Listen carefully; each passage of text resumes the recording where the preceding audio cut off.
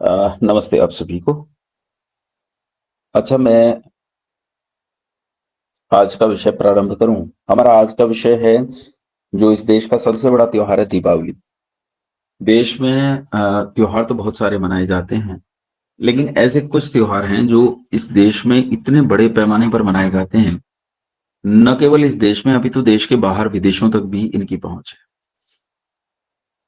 दीपावली ऐसा त्योहार है कि व्यापारी लोग मानते हैं कि हमारा त्योहार है, किसान मानता है कि हमारा त्योहार है, अब प्रत्येक वर्ग मानता है कि ये हमारा त्योहार है। इतनी उत्साह से दीपावली को प्रसन्नता से मनाया जाता है। बाजार पूरे भरे होते हैं, पूरा जगमग जगमग होता है, पूरा शहर, गांव, गली मोहल्ला एकदम ऐसी रोशनी चारों ओर होती है। कोई कहता है कि आसमान से, अंतरिक्ष में दूर से देखने पर दीपावली के दिन भारत का नजारा जो है वो अलग दिखाई देता है। इतना सुंदर पूरा भारत सज जाता है। उत्तर से लेकर दक्षिण, पूरब से लेकर पश्चिम, पूरे भारत में, भारतवर्ष जितनी हमारी इलाका, हमारा क्षेत्र जितना है, उस सारे क्षेत्र में हमारा जो जमीन है, हमारी भूमि, हमारा जो देश है, उस पूरे देश पर ये जगमग रोशनियां दिखाई देती हैं। हमारे वर्ग के भीतर, यानी हम जिन्हें हिंदू कहा जाता है, उनके भीतर, चाहे वो बौद्ध हों, चाहे वो महावीर हों, चाहे वो जैन हों, चाहे वो सिख लोग हों, किसी ना किसी नाम से इस त्योहार को मनाते हैं। सिखों में इसे ही प्रकाश पर्व के नाम से जाना जाता है। जैनियों में भी भगवान महावीर के लिए इसे मनाया जाता है। सब वर्ग किसी न किसी कारण से मनाते हैं। उनकी मान्यताएं पौराणिक हों, आर्ष हों, या उनकी मान्यताएं आस्तिक हों, नास्तिक हों, पूरे देश में इस पर्व को बहुत उल्लास और बड़ी व्यापकता, बड़े विस्तार के साथ मनाया जाता है। लेकिन एक बड़ा गंभीर प्रश्न है कि आखिर दीपावली का त्योहार क्यों, किस लिए मनाते हैं? तो मैं एक बार चाहूंगा आप लोगों से, पूर्व पक्ष, प्रतिदिन की भांति, प्रत्येक विषय की भांति, कि मैं आपसे ये प्रश्न चाहता हूं कि आखिर दीपावली को हम क्यों मनाते हैं? क्या कारण है दीपावली को मनाने का? आप लोग हाथ खड़े करेंगे कि व्यक्ति से मैं पूछता जाऊंगा? ऐसे लोगों को मैं कहूंगा वो हाथ डाउन करें। जो नवसृष्टि की बात करने वाले हैं वो कृपया हाथ डाउन कर लें। जो नवसृष्टि की बात करने वाले हैं वो कृपया हाथ डाउन कर लें। नवसृष्टि को छोड़कर जो अन्य तरीके से इसकी कहानी को जानते हैं, वो जरूर सब हाथ खड़ा करें। शंकर जी, शंकर जी, शंकर पलीता जी, चलिए, शायद आवाज मेरी नहीं पहुंच पा रही उन तक। सोनी गुप्ता जी, सोनी गुप्ता जी। नमस्ते गुरुजी। जी जी। नमस्ते। इसमें ऐसे कहानी तो है कि इस दिन राम जी आए थे, आज ही के दिन, दिवाली के दिन। इसीलिए हम लोग उस दिन मतलब दीपावली मनाते हैं, दीप जलाते हैं। लेकिन हम रामायण पढ़ चुके हैं पूरा, वाल्मीकि रामायण। तो उसमें पढ़े कि वो तो मतलब जो चैत्र का महीना है, उस टाइम वो आते हैं, पंचमी के दिन शायद उस दिन आते हैं। तो ये कंफ्यूजन है कि आज के दिन फिर दीपावली फिर क्यों मनाते हैं। इस हिसाब से तो मार्च में, मतलब चैत्र के महीना में मनाना चाहिए। फिर आपके कहे अनुसार तो एक प्रश्न और खड़ा हो जाता है सोनी जी, कि क्या राम जी के अयोध्या जीतने से पहले दीपावली नहीं मनाई जाती थी? और एक प्रश्न नहीं, ये है। हाँ मनाई जाती थी, बस यही एक जहां तक प्रश्न था हमको मेरा। पता है। हाँ, जहां तक हमको पता है कि वही यज्ञ होता था आज के दिन। चलिए, आज के दिन, संक्षेप। हाँ। नीलम छाबरिया जी, प्रभाष जी। जी नमस्ते आचार्य जी। जी नमस्ते। जी, आज बुराई पर अच्छाई की जीत है। इसमें रामायण काल में जो भगवान जो आए हैं लंका से जीत करके और अयोध्या में जो पधारे हैं, हम्म। उस खुशी में यहाँ के लोग उसी समय से दीपावली मना रहे हैं। ठीक है। यही यही हमारा जानकारी है आचार्य जी। नमस्ते। मतलब आज बुराई पर अच्छाई की जीत है, भगवान राम घर पर लौट कर आए, और पूरे देश ने जो है घी के दिए जलाकर भगवान राम के आगमन का उत्सव मनाया। यही है। ठीक है। अच्छा, आपको पता है प्रभाष जी के इस दिन जो समुद्र मंथन हुआ था, उसमें से जो कलश निकला था वो भी इसी दिन निकला था? है ना? जी, इसमें धन्वंतरी भगवान जो आए थे, उसमें त्रिफला निकला था, अबला आया था, और त्रिफला त्रिफला के साथ जो है सो धन्वंतरी जी जो समुद्र मंथन से निकले थे आचार्य अब जी। वो तो धन्वंतरी के दिन, आज के दिन निकले थे, लेकिन जी दीपावली के दिन जो है शायद अमृत निकला था, है ना? जी, अमृत और लक्ष्मी जी भी निकले थे। लक्ष्मी जी अमृत लेके निकली थी। ठीक है। अदिति बंसल जी। आचार्य जी, मेरे जो है 3 मत हैं जो मतलब मैंने पढ़े हैं। पहला तो ये है कि वो अयोध्या वाला कि श्री राम जी रावण का वध करके 14 वर्षों के वनवास के बाद अयोध्या आए थे, जो कि रियल है ही नहीं। दूसरा है, आपने अभी बताया जैसे समुद्र मंथन में लक्ष्मी जी वाला, वो भी मेरे अकॉर्डिंग मुझे वो हजम नहीं होता। तीसरा है, जो मैंने पढ़ा है, चक्रवर्ती सम्राट अशोक जो थे, वो किसी विजय के उपलक्ष्य में आए होंगे, मतलब विजय करके तो प्रजा ने दीपोत्सव मनाया था। आचार्य जी, इन तीनों को इतना मतलब मुझे पता है, इतना मैं जानती हूँ, लेकिन मेरा अपना अंदर से एक ऐसा मत आता है कि इसका हमारे वेदों में कोई ना कोई सॉलिड रीजन जरूर रहा होगा। क्योंकि जहां तक मैं जानती हूँ कि हमारे देश में पहले के टाइम में कृषि प्रधान देश था, तो 2 ऋतुएं प्रमुख थी और दोनों के आगमन पे ही बड़े त्योहार आते हैं, जैसे वहां पे उधर मार्च में होली और इधर दीपावली। तो शायद इसका कोई सॉलिड रीजन हो। ठीक है। आशा व्यास जी। आशा व्यास जी, आखिरी पुकार आशा व्यास जी। चलिए, नेम सिंह जी।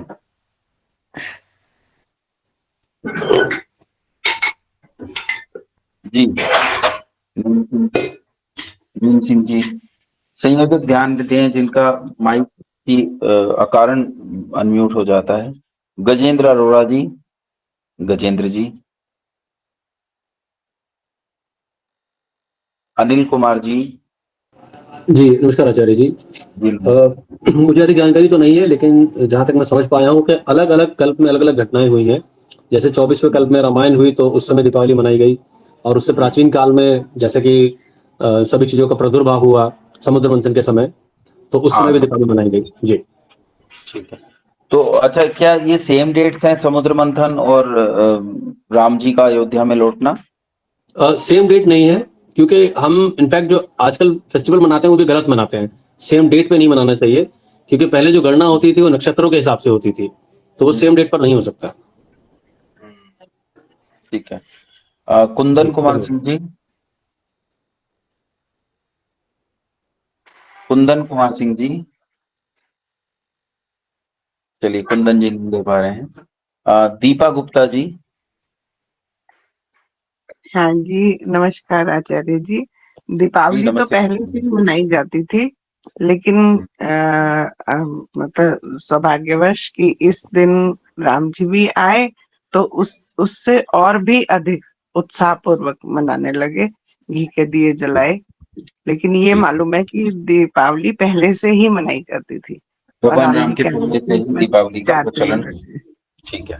हाँ जी, पूनम हाँ जी, पूनम अदलखा जी। हजारों दीपों से तिलक उनको नगर से। जलाया। हाँ जी, नमस्ते तिलक आचार्य नगर। जी। जी नमस्ते पूनम जी। दीपावली भगवान राम के होने से पहले भी मनाई जाती थी, इनके अयोध्या वापस आने से पहले भी मनाई जाती थी। उसमें जहां तक मैंने सुना है ये रीजन है, एक तो पृथ्वी की सूरज का उत्तरायण दिशा में जाना एक रीजन है कि वो अपनी दिशा इन दिनों में बदल लेता है, उत्तरायण दिशा में चला जाता है, तो वो एक बहुत बड़ी चीज है उसके लिए।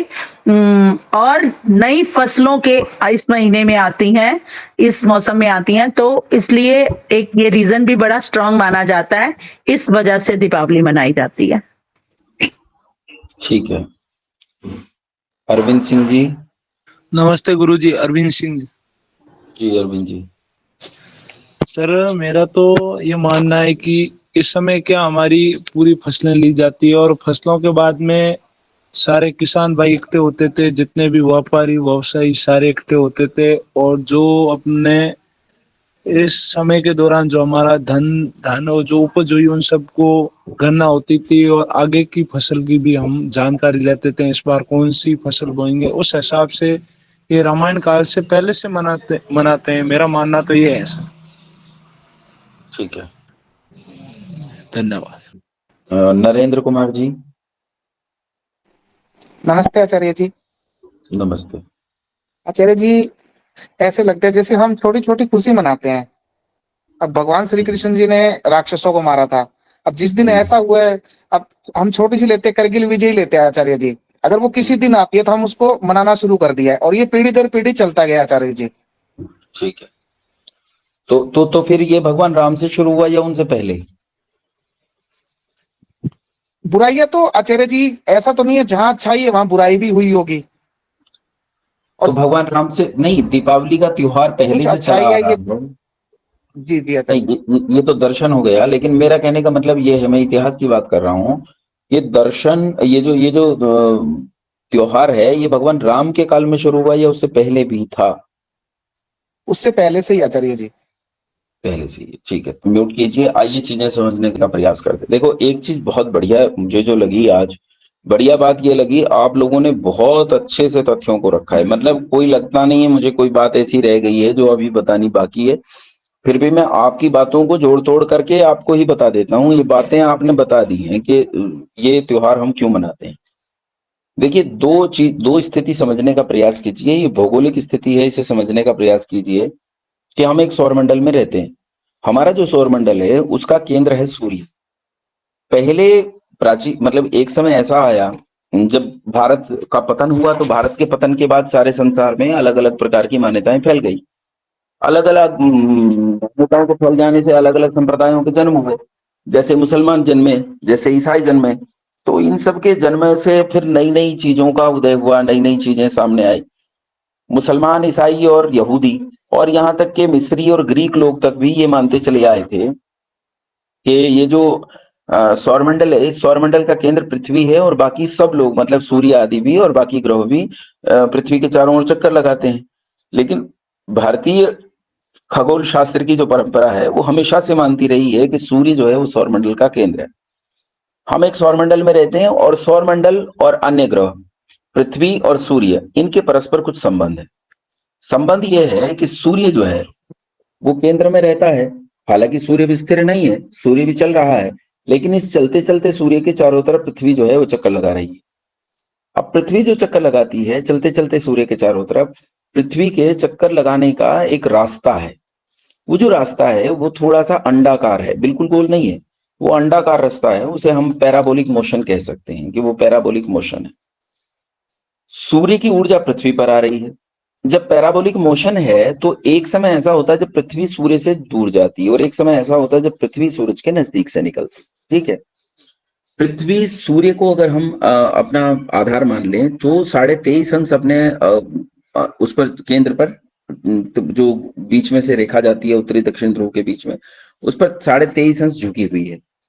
इसके अलावा सूरज के चारों तरफ पृथ्वी जब घूमती है, तो हम अगर देखें, नॉर्मली आपको बताता हूं कि बहुत गर्मी जब होती है, जेठ की दोपहरी वगैरह होती है, तो उसमें सूरज आपने देखा होगा ठीक हमारे सिर के ऊपर से जाता है। लेकिन जब ठंडी के दिन होते हैं तो सूरज हमारे सिर के ऊपर से नहीं जाता। सावधानी से आप देखें, पूरब की ओर मुंह करके खड़े हों तो आप पाएंगे सूरज ठीक सिर के ऊपर नहीं, बल्कि थोड़ा सा दक्षिण की तरफ है। 6 महीने सूरज इसी दक्षिण की तरफ रहता है, और 6 महीने सूरज सिर के ऊपर रहता है। जब सूरज सिर के ऊपर रहता है तो इस सिर के ऊपर रहने के समय को उत्तरायण कहते हैं, और जब ये हमारे दक्षिण की तरफ रहता है तो इसे दक्षिणायन कहते हैं। मतलब इन बातों को अच्छे से समझने का प्रयास कीजिए। सूर्य का उत्तर की ओर जो गति है, ये जो पृथ्वी की जो गति है सूर्य के चारों तरफ, ये गति हमें सूर्य की गति दिखाई देती है, क्योंकि हम तो स्थिर पृथ्वी पर बैठे हैं, तो हमें दिखता है कि सूरज चल रहा है, जबकि चलती तो पृथ्वी है। और इसी कारण से कुरान आदि में ये मान लिया गया है कि धरती साकीन है। साकीन मतलब ये चलती नहीं है, घूमती नहीं है, और सूरज जो है वो इसके चारों तरफ गति कर रहा है। अब सूरज की उत्तर दिशा में गति, या उत्तरायण, यानी जब सिर के ऊपर सूरज होता है उसे उत्तर दिशा कह रहा हूं, और जब दक्षिण की तरफ झुका हुआ सूरज होता है उसे दक्षिणायन कह रहा हूं। तो जब उत्तरायण सूर्य होता है तो उत्तरायण सूर्य का दक्षिण से उत्तर की ओर प्रवास है। यह शीतकालीन संक्रांति के दौरान होता है। जो शीतकालीन संक्रांति है अब इस समय, अब ये जो समय इस समय चल रहा है, इस समय दक्षिणायन चल रहा है। दक्षिणायन खत्म होकर उत्तरायण शुरू होगा। अब वो माफ कीजिए, अब चीजें बदलेंगी, है ना। तो 21 दिसंबर के आसपास, ये जो अंग्रेजी महीने होते हैं, 21 दिसंबर के आसपास ये बदलाव होगा, अयन में बदलाव होगा, यानी उत्तरायण दक्षिणायन वाला जो है ये बदलाव होगा। इस बदलाव से ऋतुएं बदलती हैं।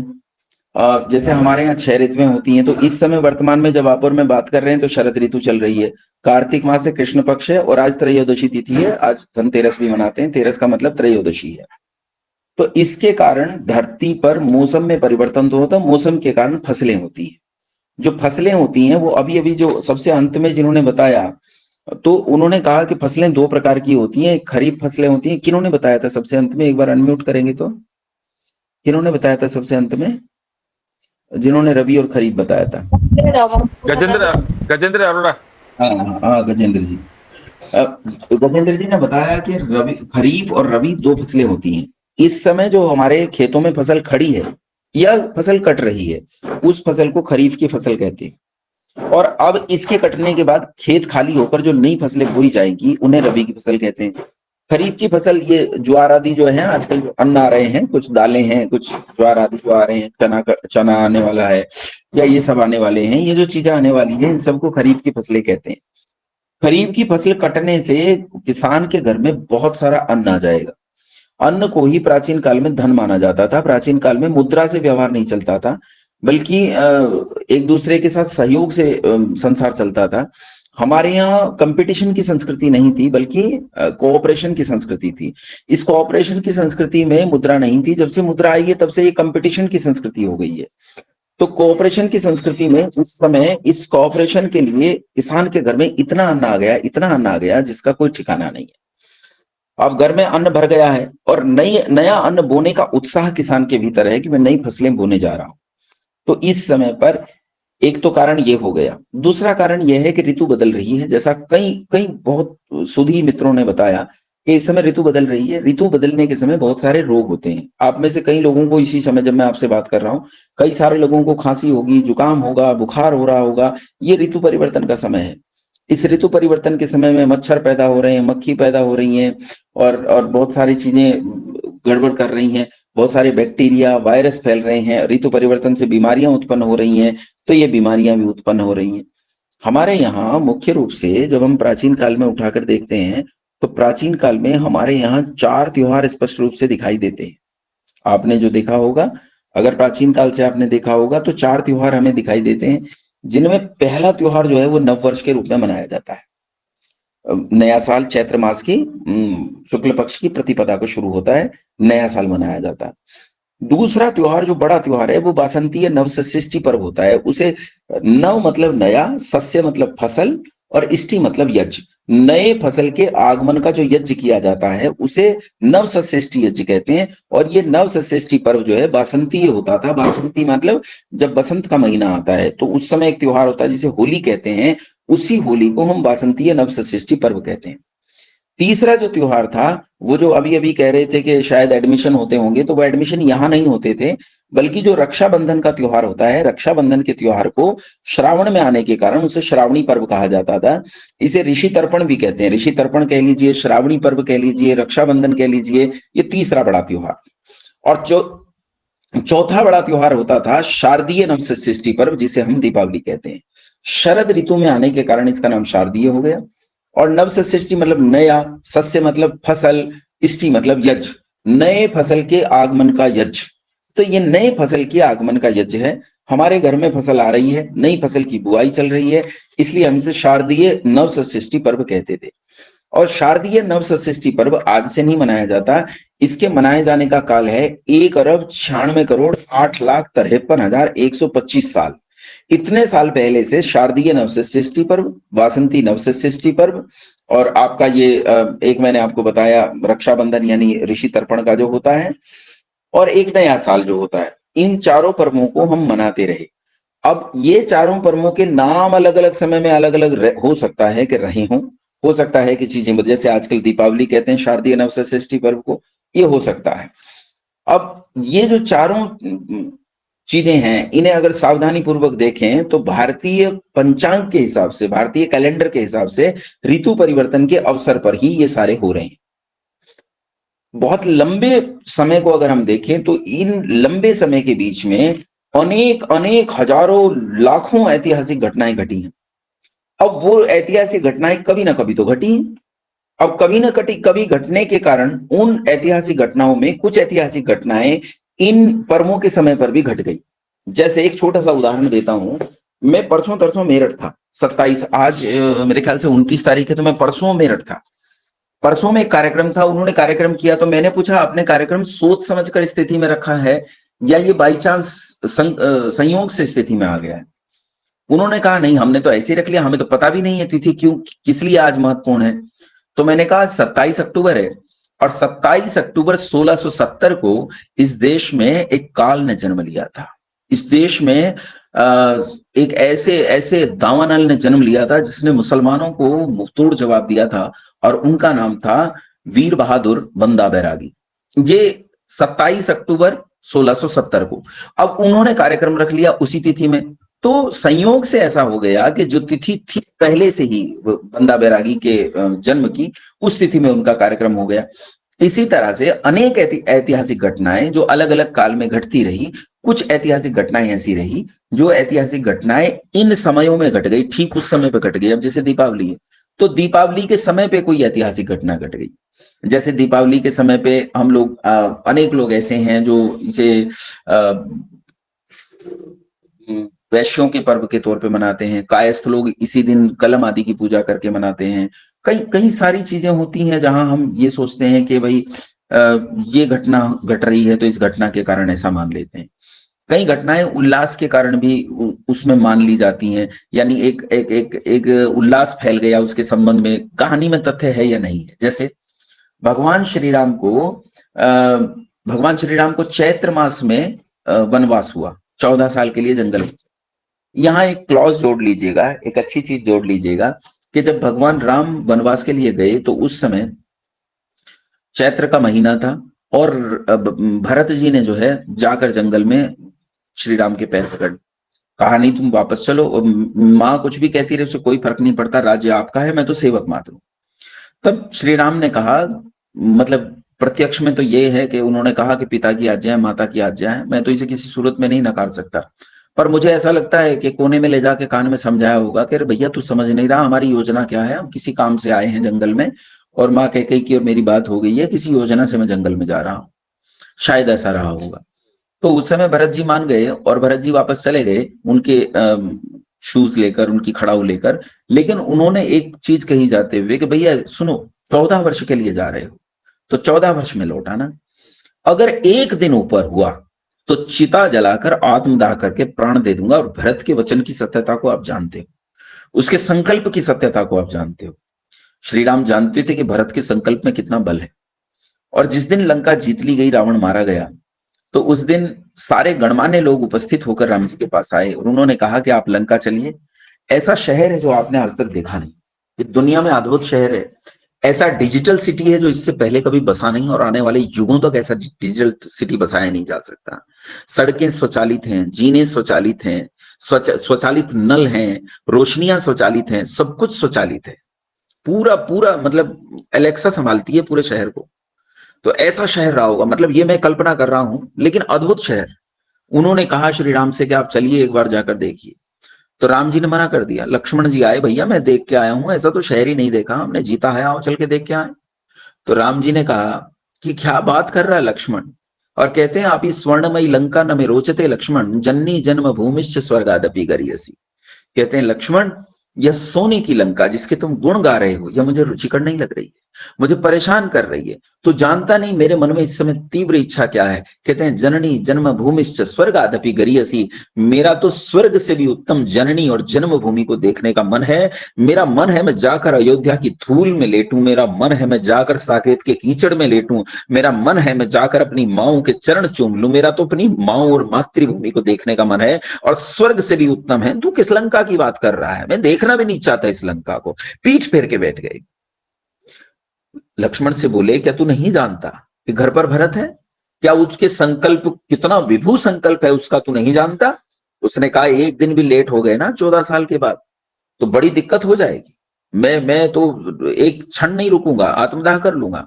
और तब राम जी ने कहा देख भैया, हमारे पास तो आज का दिन है, कल तो आज 14 वर्ष शाम को पूरे हो जाएंगे, वो तो 1 मिनट नहीं रुकेगा, मैं जानता हूं उसे। इसलिए मुझे तो मिनटों सेकंडों में पहुंचाने वाली सामान ढूंढ, मुझे ऐसा कोशिश कर कि घंटे 2 घंटे में कोई सवारी मुझे यहां से वहां ले जाए, क्योंकि अब घोड़े से, पैदल से, ट्रेन से, बस से जाना तो संभव है नहीं। तो उस समय राम जी के लिए एक विमान लाया गया, पुष्पक विमान, और पुष्पक विमान पर बैठकर राम जी अयोध्या पहुंचे। तो अब सोचिए, चैत्र मास में उन्हें वनवास हुआ था, तो 14 साल भी चैत्र मास में ही पूरे होंगे। इसका मतलब भगवान राम जो इतने संकल्प के धनी हैं और अपने भाई से इतना प्रेम करते हैं, अपनी मातृभूमि, अपनी माओ से इतना प्रेम करते हैं कि उनके बिना रह नहीं सकते, तो वो तो चैत्र मास में लौट आए।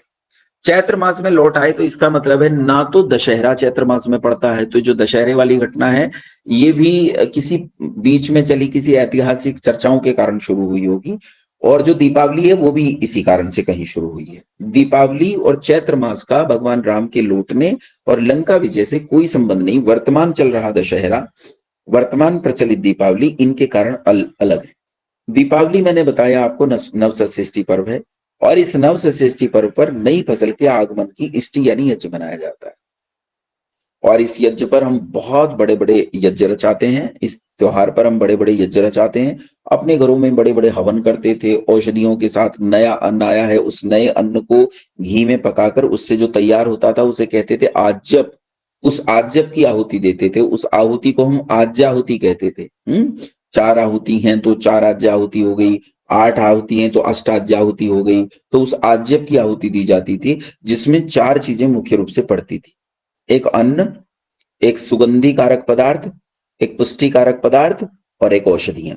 ये 4 चीजें, इन 4 चीजों को घृत में, गो घृत में अच्छे से पकाकर जो तैयार होता था उसे आज्यप कहते थे। इस आज्यप से हम लोग घृत अग्नि पर आहुति देकर बड़े बड़े हवन करते थे। यही इसका वास्तविक कारण था। बाकी 2 कारण मैंने बताए कि फसल नहीं आई है और एक ऋतु परिवर्तन हुआ है, तीसरा बीमारियां बढ़ रही हैं। उन बीमारियों का शोधन कैसे हो? तो बीमारियों का शोधन होगा अग्नि से।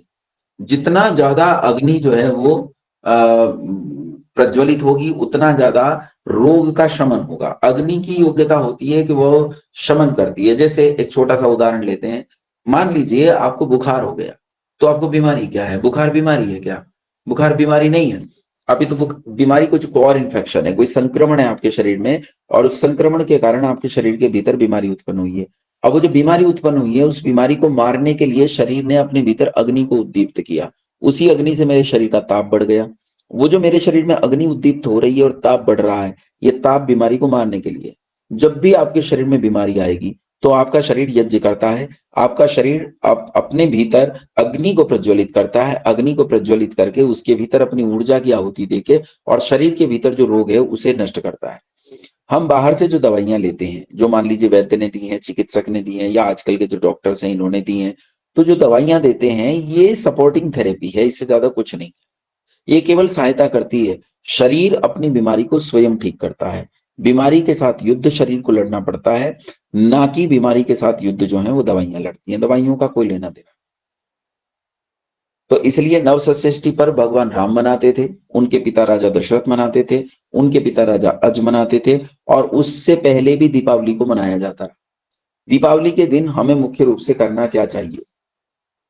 तो यह करना क्या चाहिए इसे अच्छे से समझिए। वर्षा ऋतु मर रही है और सर्दी जीवित हो रही है, सर्दी आ रही है। आजकल ये देख रहे हैं ना कि जो घर होते हैं, घर बहुत पक्के होने लगे हैं। इन पक्के घरों से भी बड़ी चीजें बदली हैं, दुनिया बदली है। पहले तो घरों को भी बड़ा सजाते थे, जब कच्चे घर होते थे माताएं बहनें बड़ा सजाती वजाती थी। आजकल तो उतना सजावट वजावट नहीं करते। हाँ, फिर भी घर की सफाई वगैरह चलती है कि बहुत सफाई कर रहे हैं। थोड़ा आजकल ये लड़ियां वगैरह आ गई हैं, सब कर रहे हैं। तो प्रयास करना चाहिए कि घर को अच्छे से सजाएं, साफ सफाई करें। इसे करना क्या है, जो आज करना चाहिए कि यज्ञ को संस्कारित करना चाहिए, वो माफ कीजिए, अन्न को संस्कारित करना चाहिए। अपने घरों में यज्ञ करें और यज्ञ से अन्न को संस्कारित करें। जैसे मिठाइयां बनाते हैं, खूब मिठाइयां बनाएं। जो पूजा पाठ चलता है वो पूजा करें।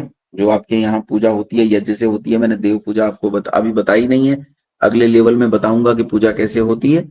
तो उसमें पूरा पूजा का विधि विधान बताएंगे। अभी तक पूजा का विधि विधान नहीं बताया है, तो पूजा का पूरा विधि विधान बताएंगे, और किस समय किस तरह से पूजा करनी चाहिए उसका भी विधान बताएंगे।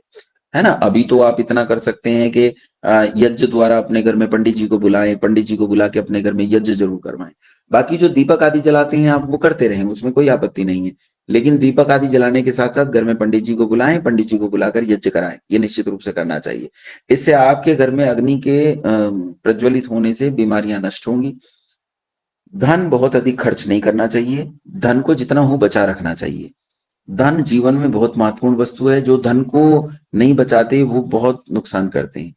आज धनतेरस है, धनतेरस के दिन लोग समझते हैं धन का त्योहार है, बड़ा सोने का सिक्का, चांदी का सिक्का खरीद के लाते हैं, बर्तन वगैरह खरीद के लाते हैं, चीजें खरीद के लाते हैं, सोचते हैं धन का त्योहार है। अच्छा, धन का इससे कोई लेना देना नहीं है। जहां धनवंतरी की बात आती है वहां धनवंतरी के संबंध में भी अगर आप पढ़ेंगे तो धनवंतरी तो वैद्य थे, तो असल में यह आरोग्य से ही संबंध रखता है, इसका आरोग्य से ही संबंध है। और प्राचीन काल में स्वास्थ्य को ही सबसे बड़ा धन माना जाता था।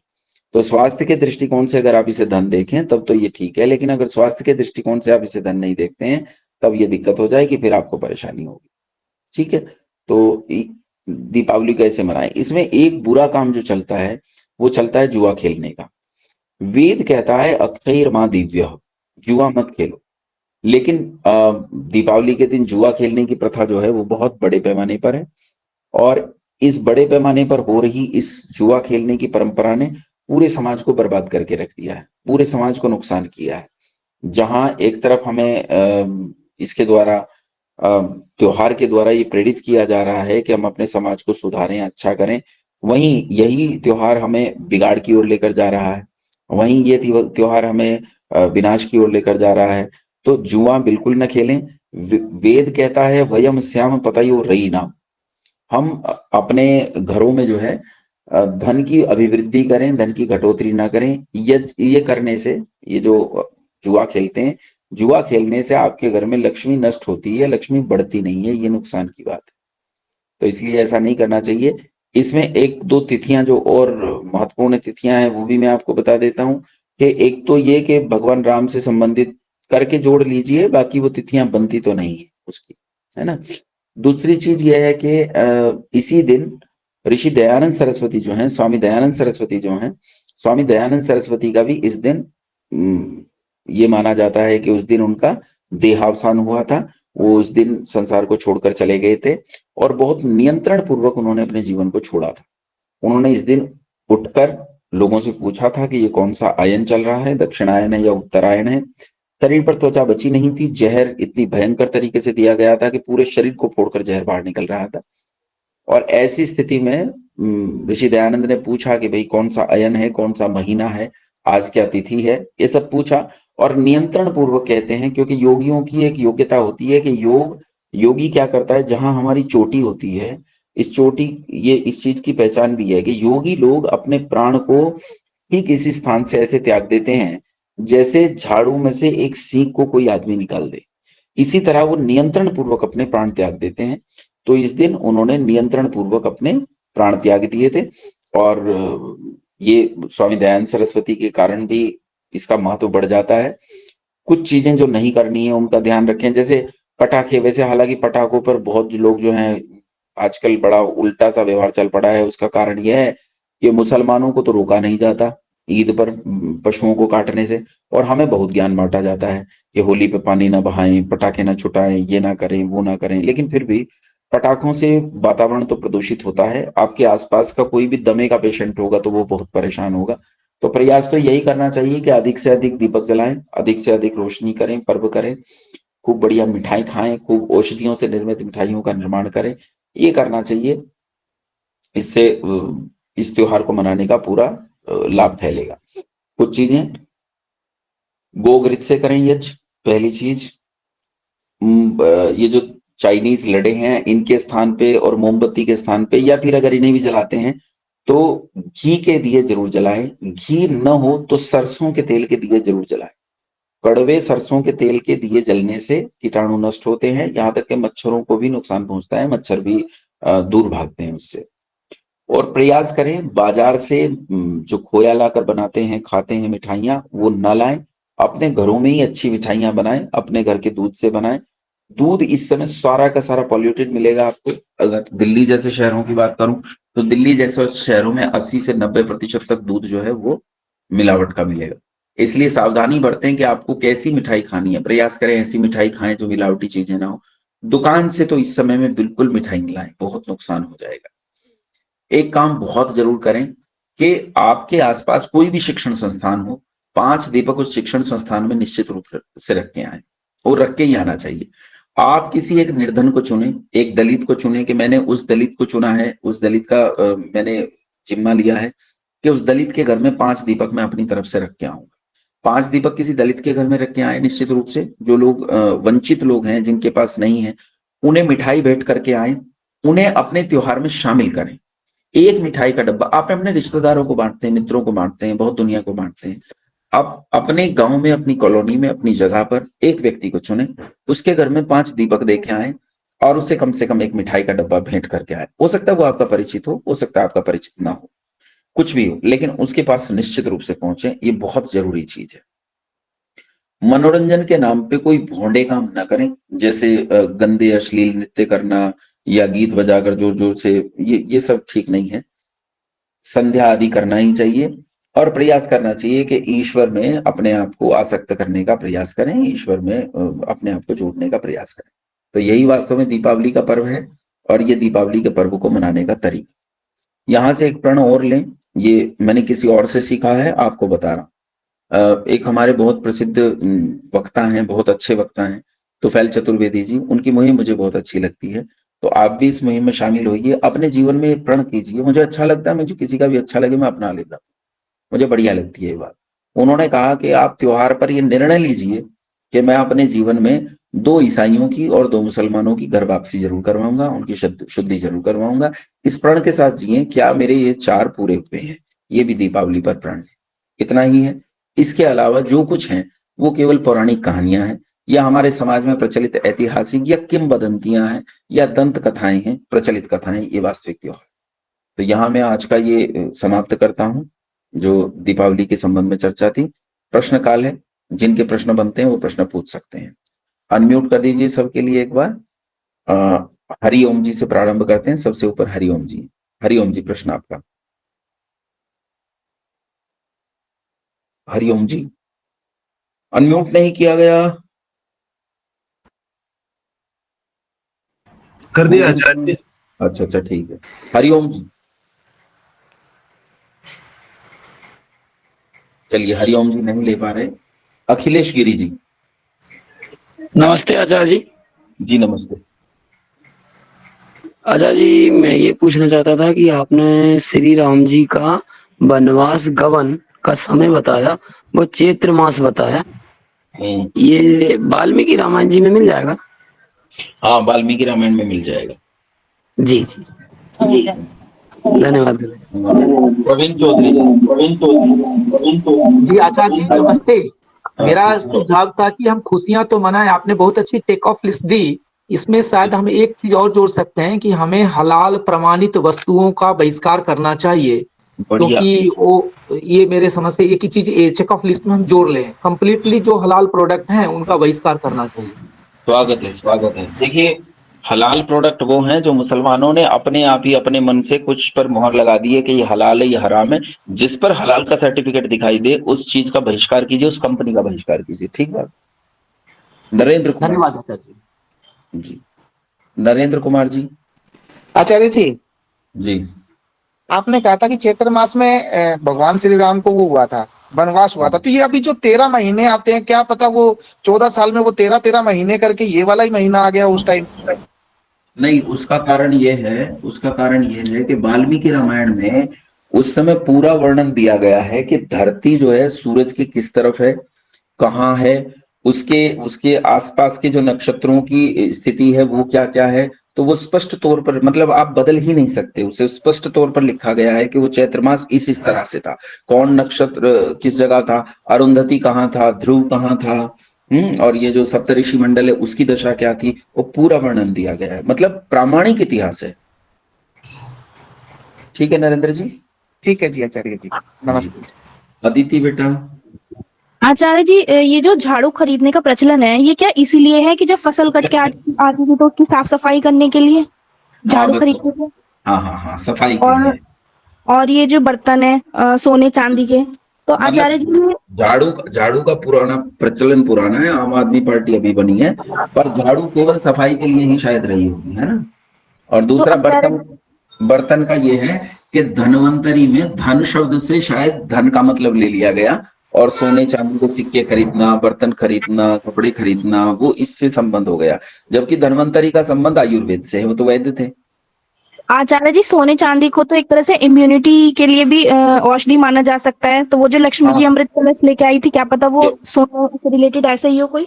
अरे क्या पता क्यों बेटा, ये सही है, बिल्कुल सही, बहुत बढ़िया बात बताई है। तो मैंने मतलब ये मेरे लिए एक अच्छा तर्क दे दिया कि सोना चांदी भी अगर मान लीजिए हम घर में खरीद के लाते हैं, तो सोना चांदी जल को शुद्ध करता है। जैसे तांबा होता है, सोना होता है, चांदी होता है, तो उनका सिक्का अगर हम पानी में डाल दें तो वो पानी को प्योरीफाई करता है। इसी तरह से वो हमारे इम्यूनिटी सिस्टम को भी डेवलप करता है बॉडी में।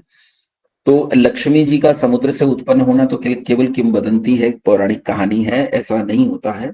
लेकिन ये बात सही है कि हम लोग इस दिन शायद इसीलिए सोने चांदी को भी लाते रहे होंगे।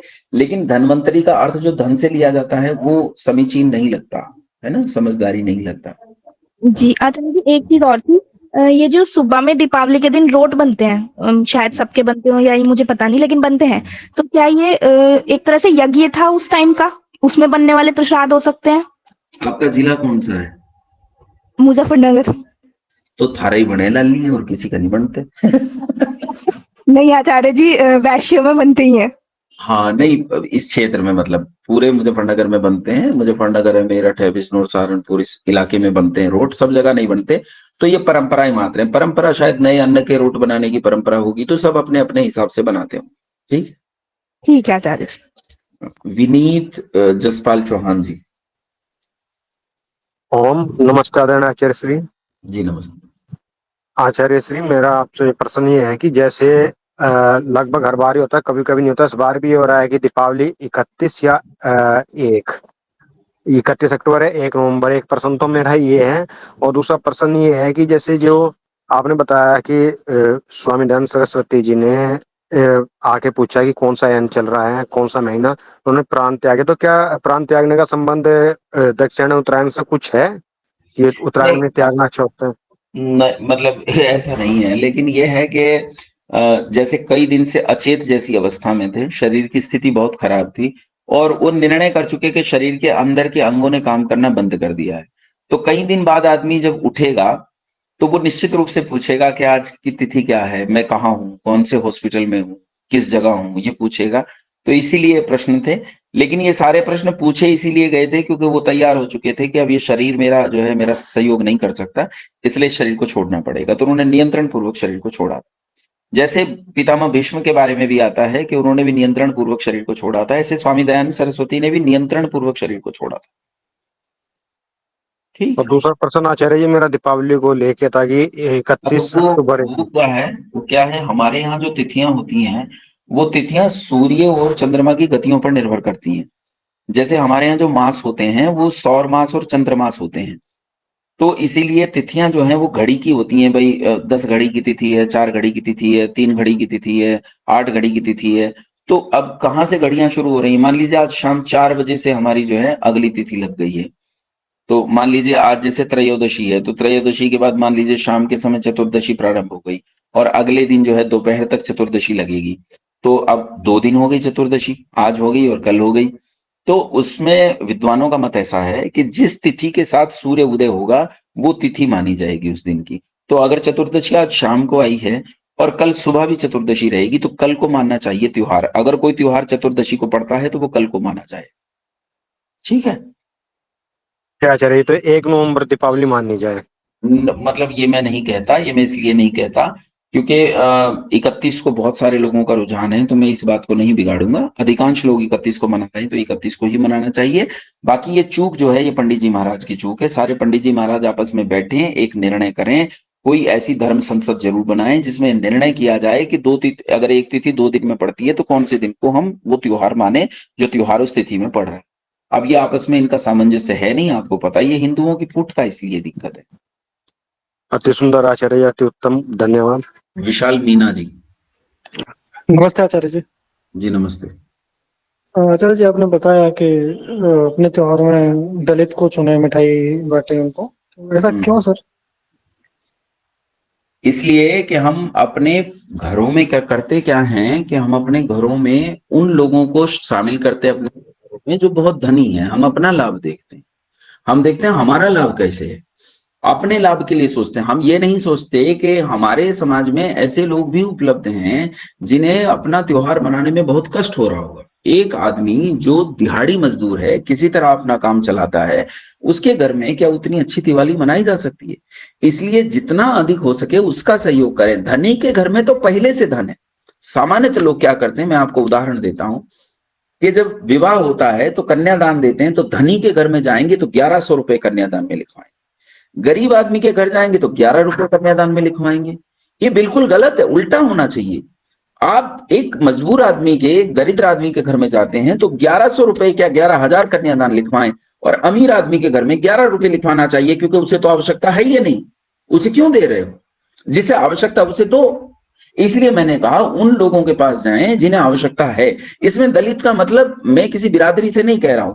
अगर आपको कोई ब्राह्मण भी दलित दिखाई देता है, अगर आपको कोई राजपूत दलित दिखाई देता है, कोई वैश्य दलित दिखाई देता है, कोई शूद्र दलित दिखाई देता है, जो भी दिखे, जो जिसे आवश्यकता है उस आवश्यकता वाले के पास पहुंचे। जी जी, वही कंफ्यूजन था जी। बीडी गौतम जी, नमस्ते आचार्य जी। उनका अन्य का माइक खुला है, बंद कर दीजिए। सही लोग। बीडी गौतम जी। आचार्य जी, मेरा प्रश्न है कि मैं तो बिहार से, वैशाली से हूँ, और यहाँ पर एक छठ पूजा का बहुत ज्यादा प्रचलन है। हाँ। और लोग श्रद्धा पूर्वक मानते हैं। शुद्धता दृष्टिकोण से इसको सर्वोपरि माना गया है पर्व के मामले में। लेकिन मैंने कोई अध्ययन वैदिक दृष्टिकोण से कहीं नहीं पढ़ पाए। आपकी यहाँ पर दिशा निर्देश चाहिए इस संदर्भ में। देखिए, छठ माई की जो पूजा हमारे यहाँ होती है, छठ माई की पूजा हो या ऐसे ही किसी भी प्राकृतिक पदार्थ की हम पूजा करें, तो उसका मुख्य कारण होता है बलि वैश्व देव यज्ञ। हमारी संस्कृति कहती है पूरे इकोसिस्टम को दुरुस्त रखना चाहिए। इकोसिस्टम में आप बिगाड़ करेंगे तो आपका जीवन खतरे में आ जाएगा। मान लीजिए आप जल जंगल जमीन में से किसी को नष्ट करने का प्रयास करते हैं, वायु को प्रदूषित करते हैं, आप मृदा को प्रदूषित करते हैं, आप ध्वनि को प्रदूषित करते हैं, आप किसी भी पदार्थ को प्रदूषित करते हैं, तो उस प्रदूषण से मनुष्यता खतरे में आ जाती है, पृथ्वी खतरे में आ जाती है। इसलिए उसे सुरक्षित रखने का प्रयास करें। छठ माई की पूजा का भी शायद यही प्रकरण रहा होगा, क्योंकि नदी आदि का प्रकरण उसमें सम्मिलित हो जाता है, तो उन्हें सुरक्षित रखने के ही मुख्य रूप से। देखो, आपके यहाँ छठ माई की पूजा होती है, हमारे यहाँ जो है गंगा स्नान आदि मनाया जाता है खूब जोर शोर से।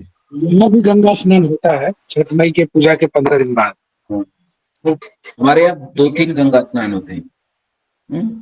वो इसीलिए शायद होता है कि वो शायद हम ये चाहते हैं कि हमारा जल पवित्र रहे, हमारी नदियां पवित्र रहे। तो उस समय शायद ये परंपरा थी कि नदियों को जाकर पवित्र किया जाए, उनकी सफाई की जाए, राजाओं के द्वारा सफाई हो, प्रजा के द्वारा सफाई हो, उन्हें साफ रखें। उल्टा हमने उन्हें गंदा करना शुरू।